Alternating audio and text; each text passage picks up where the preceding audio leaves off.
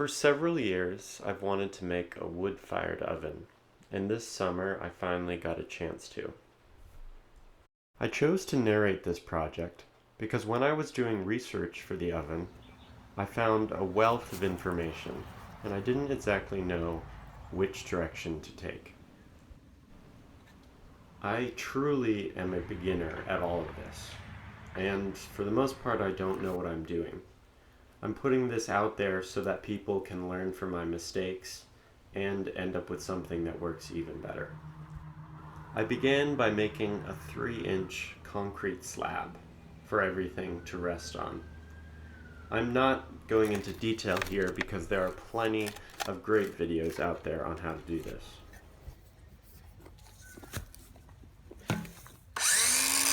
Next, I made a cinder block stand for the oven, and that involved cutting a few cinder blocks in half. Unfortunately, this was a stop-and-go project for me. I had to complete the steps, one by one, and leave time in between to do other things.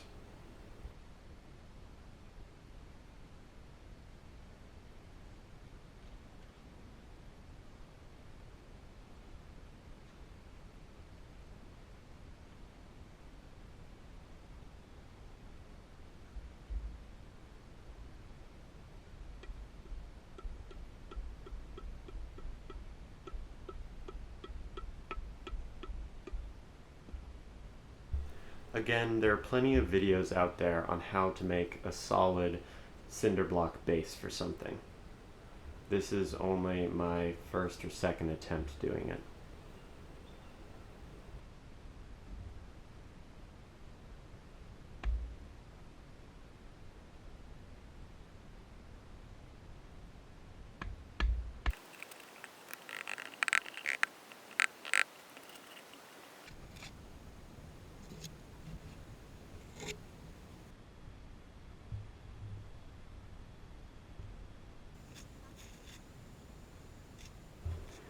After allowing the mortar to cure for a bit, I came back and cleaned everything up. I'm just using a narrow shovel here. Rebar and more concrete is added in every other hole of a normal cinder block wall to give it more structure. I'm adding them just in the corners, mainly so that I can attach the top slab, as you'll see in a second. Next, I started making the form for the top slab. It took me a while to figure out how to connect it to the base securely. I ended up using hot glue and wood scraps to balance the form on until I could secure it with more wood and ratchet straps.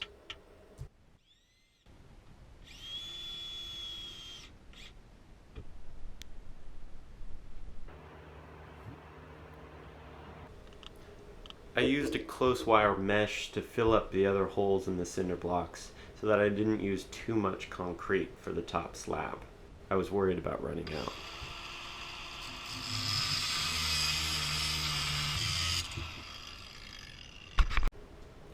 I used rebar and scrap metal fencing to add strength to the top slab. This is very important because the top slab hangs in midair and is only supported by its edges.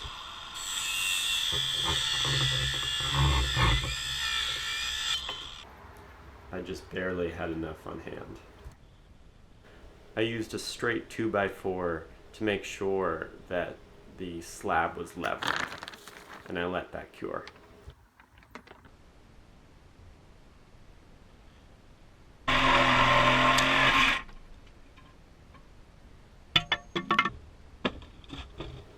It's pretty sturdy.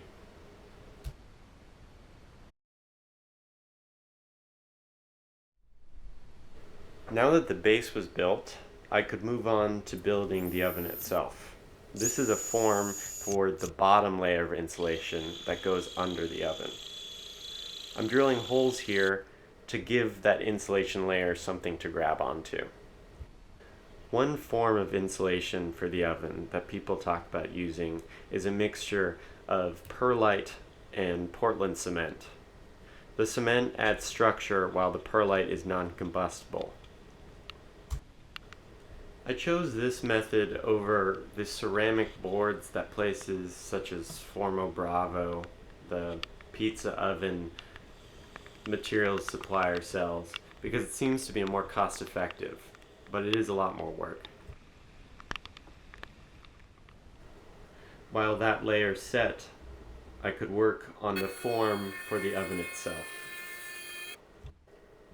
I chose to make a vault oven, one that has a half circle tube like inside, as opposed to the popular Pompeii style hemisphere oven, because I wanted to use this oven for more than just pizza. I want to make bread in it, and a square footprint makes more sense for that. In addition, a vault oven is far easier to make because it requires less cutting of the fire bricks. I could take the mold off the first layer of insulation. It worked pretty well.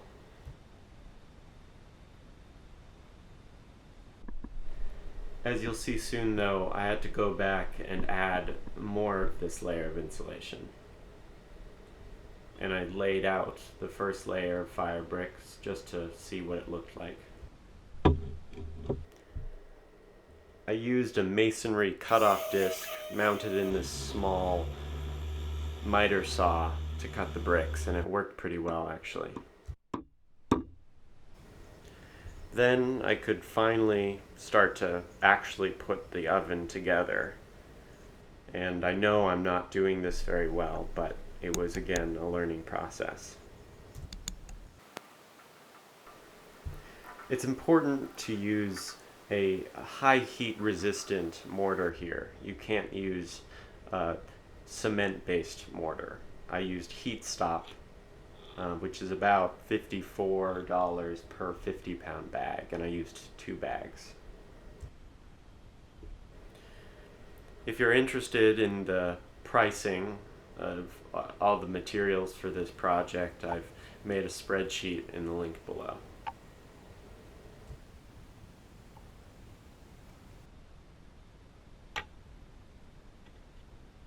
I had originally put 2 red bricks in the front just for appearances, but I ended up replacing those with more fire bricks once I realized I had enough to do so. And here you can see me starting to make the arch. It worked pretty well actually. I had to use quite a lot of mortar in between these bricks as the gaps are large on an arch. And I could remove the form. It got a little stuck.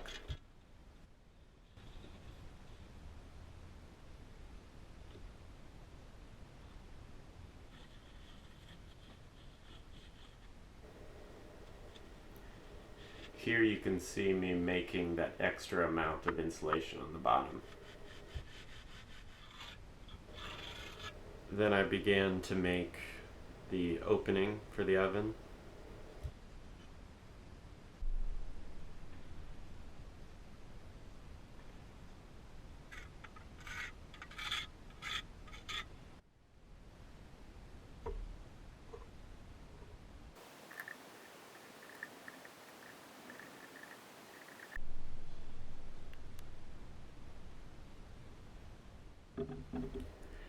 As this was an oven I wanted to make bread and other things in as well, I wanted to add a door to it. And I thought the easiest way to do this was to add a piece of angled steel to support both the top of the opening and the door. You'll see what I'm talking about in a moment.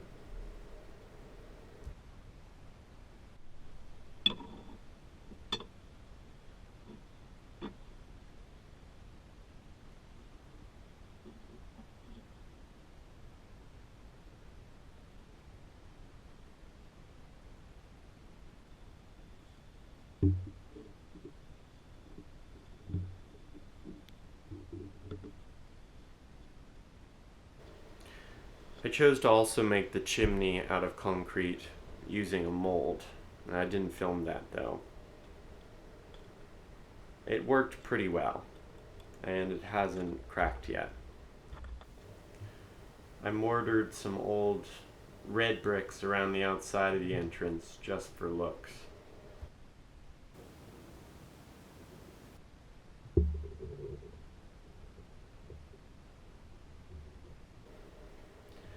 For the top layer of insulation, I went for both a ceramic blanket and a layer of the perlite and cement mixture.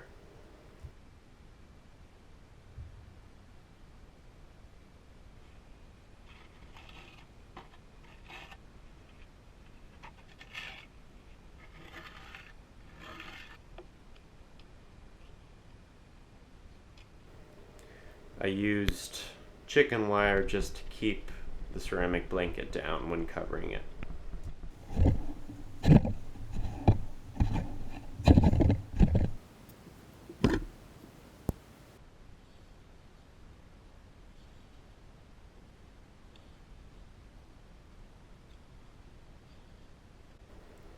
The perlite insulation is very crumbly. It's hard to work with. So I tried to make a mold that would hold everything in, and this sort of worked.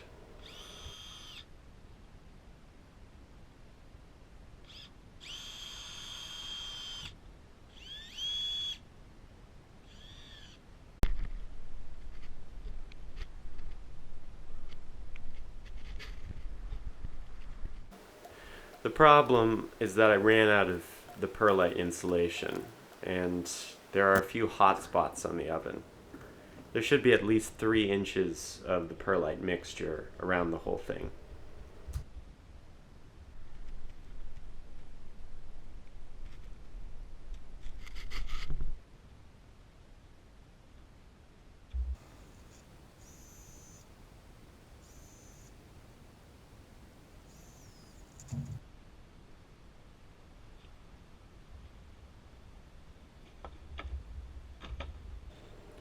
I shaped the perlite concrete a bit, and then I could stucco the whole oven. I used leftover cement mortar to do this step, instead of a real stucco mixture, and it worked okay. I don't think there's a whole lot of difference between the two.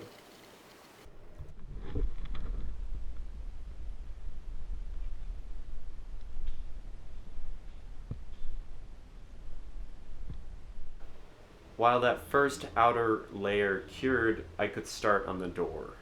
And for this, I just used a piece of metal I had lying around. It worked alright.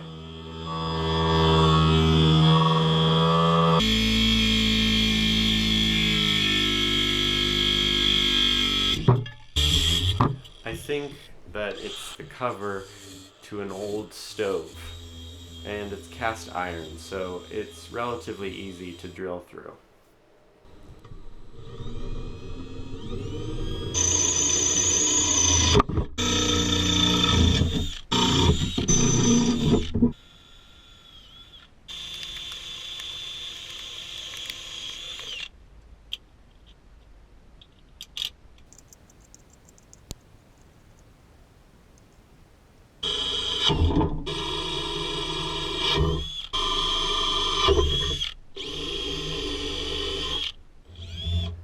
I attached a piece of wood to the door as a heat barrier to protect myself, but it's not holding up too well to all the heat, so probably have to be replaced eventually.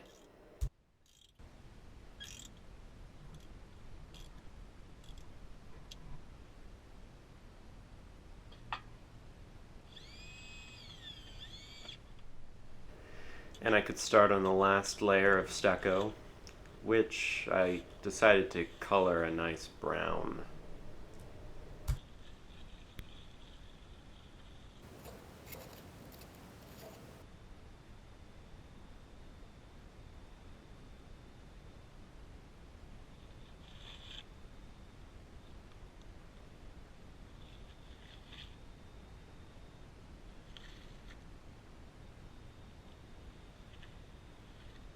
I smoothed this layer out using a stiff sponge and a lot of water.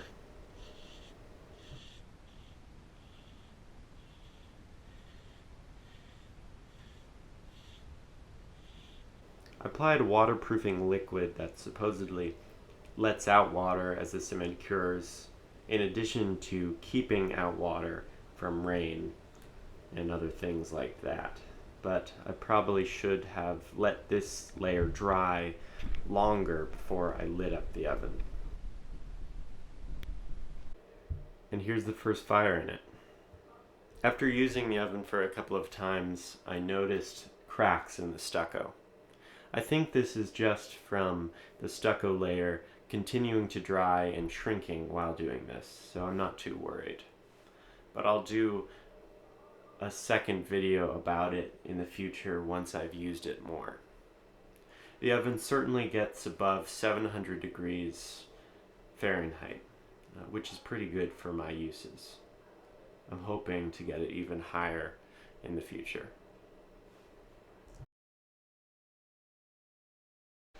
Thanks for watching.